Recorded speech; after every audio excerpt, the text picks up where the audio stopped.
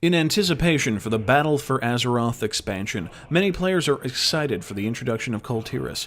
This naval kingdom has been heard about here and there for some time, so let's talk about their history before this expansion to get you caught up before release day. Don't worry, no spoilers here. We first encountered Kul Tiras in Warcraft 2. The people of Stormwind had retreated from their city after it had been burned down by orcs, moving north through Dwarven territory and finding refuge in Lordaeron. The other kingdoms were horrified at what had happened, the orc threat being far worse than they had imagined. This caused the Alliance of Lordaeron to form, joining the nations of Stormwind, Lordaeron, Gilneas, Alterac, Dalaran, Stromgarde, Ironforge, Nomergon, Quel'Thalas, and Kul Tiras. While most of the other kingdoms provided land and air forces, Kul Tiras provided almost all of the naval power. Their ruler, Dalen Proudmoore, was named Grand Admiral of the Alliance and took the fight to the orcs on the high seas in battle after battle. He was good friends with Anduin Lothar, and the decision to join the fight was easy for him. Their fleet of ships easily outpaced orcish craft and were only fought back when the orcs brought in their superior air forces in the form of red dragons. The odds were even soon enough, though, with the addition of dwarven griffin riders. Though Dalen led a fine assault against the Horde, which ultimately resulted in the Alliance's victory, he paid a terrible price for it. His son, Derek Proudmoore, was killed in battle against the Horde. Though he was unable to even find his son's body amongst the wreckage, he did find the Alterac traitors amongst the Horde and was instrumental in the Alliance dismantling that kingdom's leadership for their treachery. After the Second War, Dalen remained a close ally of Lordaeron and was present for many important events, such as the ceremony for Arthas to become a paladin and the trial of Tyrion Fordring. He was crushed when Lordaeron fell, especially given that his daughter was involved in the events that led up to its fall.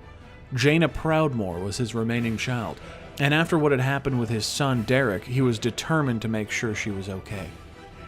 What he found, however, was that Jaina had left for Kalimdor. Upon arriving, he immediately began to launch an attack against the Horde that had settled there, not wanting to see another war like the one he lost his son in. He found the city of Theramore and discovered Jaina had been getting along quite well with the Horde, and was harboring Horde allies. Jaina had even gained the trust of the Orcish war chief Thrall. Seeing her behavior as a tremendous mistake, Dalen took control of Theramore and used it to start a war against this new Horde. Better to see them wiped off the map than to have them rebuild their strength. Jaina chose to side with the Horde and help them destroy his naval blockade and allow the Horde into Theramore. Dalen died in battle, and Jaina mourned the loss of her father as a result of his own hatred. His hatred was so potent that one of the Death Knight class hall missions is to collect its essence from his soul. Still, his legacy remains in better shape with the statue of him in Stormwind. Jaina remained the leader of Theramore, which could be seen as a rogue faction of Kul Tirans and Lordaeron survivors. The nation of Kul Tiras, though, having lost its leader, fell silent. Whether through anger or internal issues, they silently withdrew from the Alliance and from contact with the outside world.